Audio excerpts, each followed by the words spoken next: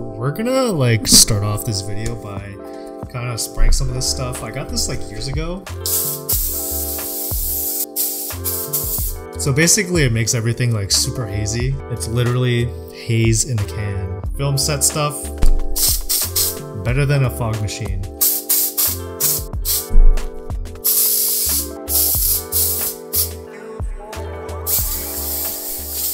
Alright, so I'm going completely off script here. This is just going to be me freestyling this whole video. So today I kind of really just want to talk about, being able to notice your progression on a lot of things. Because I know as creatives, people kind of always fall into the comparison trap of, comparing yourself to other people and never really taking the time to look back on a lot of your old videos. I talked about this a little bit in one of my past videos, but today I kind of want to dive a little bit more into, I guess my progression as a creative and kind of being a little bit vulnerable on the aspects of, realizing how far I've come from comparing my videos now to back then. So a little bit backstory on kind of where I came from as a videographer. I started a lot in high school.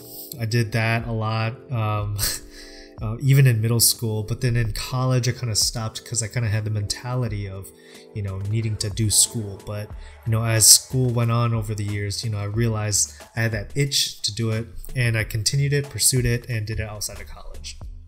Starting out, it was pretty hard, not gonna lie. Got a lot of no's before I got a lot of yeses, and I tell people this all the time. It's gonna happen, and it's just the nature of the game.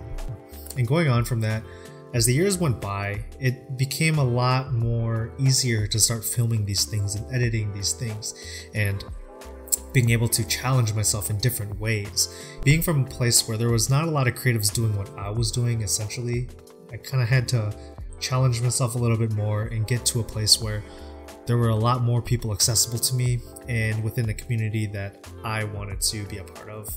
And that's why I moved to Minnesota. Big reason why I moved here is because, there was just people doing all these amazing things. And, as I start to dive into those and continue to make these, video projects, I always find myself telling myself that, it's not good enough. This is just the bare minimum. Like, what am I even doing with these videos that I'm putting out? It's hard to always kind of like look back at some of your videos and kind of just really take a good look at what you were making then versus what you're making now. And so taking a look at the progression of my videos then to now, drastic change, and I don't really feel that until I actually look at some of those videos. And I'm sure as a creative yourself, I'm pretty sure that the stuff you're making then versus what you're making now is tenfold, a lot better. And as a creative, you're always your biggest critic, and you can never really just accept the fact that you're getting better because you always challenge yourself and comparing and doing all these things to make yourself believe that you truly are not as great as you want to be. Like, there's always another thing to attain to be on the next level as a creative. And then there's people that actually truly believe that they're the greatest. Nothing wrong with that, but I'm just saying they have it a lot better and more confidence than a lot of other creatives. But I think it's the important thing of continuing to do it, and the consistency of actually practicing and honing your skills as a creative is the thing that really just makes your pieces better and better each time. And just like an unrelated kind of, I guess, comparison is kind of my journey as an Olympic lifter. Over the years I was doing a lot of, working out. Obviously it's a big part of my life, and I was doing a lot of just bodybuilding and general fitness kind of things.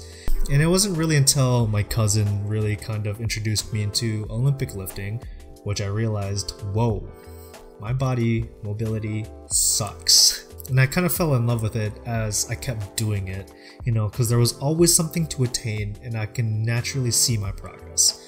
And it was through these repetitions on my lifts that I actually got better, forms a lot better, my mobility improved, and my strength improved immensely. Within 1 year, I was able to reach a goal that I thought would have taken forever to do. And honestly, it's an amazing feeling, and I still continue to do it this day.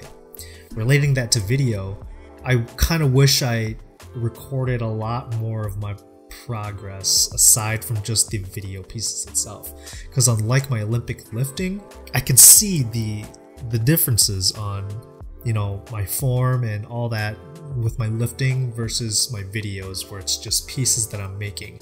And not to say the pieces don't show enough. I have pictures, I'm pretty sure I have pictures of like where I started, my desk setups and all of that in some of my old videos, and just seeing the natural progression of, hey, I'm doing alright, like I'm getting better over the years, my setups are getting a lot better, my equipment's upgrading, my video quality is improving, the way I'm editing and doing all these things, like it just improves. And that's kind of what I really just want to make sure that everyone kind of just thinks about and takes home from this, is that yeah, it's hard to actually notice how you're improving in life. And improving in life is something that I feel everyone should try to implement into their daily life.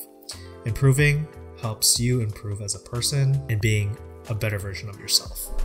I really don't know where I'm going with this video, but realistically, like, I just want you guys to like not be too hard on yourself, and it's pretty hypocritical of me because I do it all the time, I'm not gonna lie, but I mean, you can only do so much. I just want to say thank you for watching this video. I really appreciate you guys kind of, you know, taking the time to watch this, if you actually stuck around and watched this.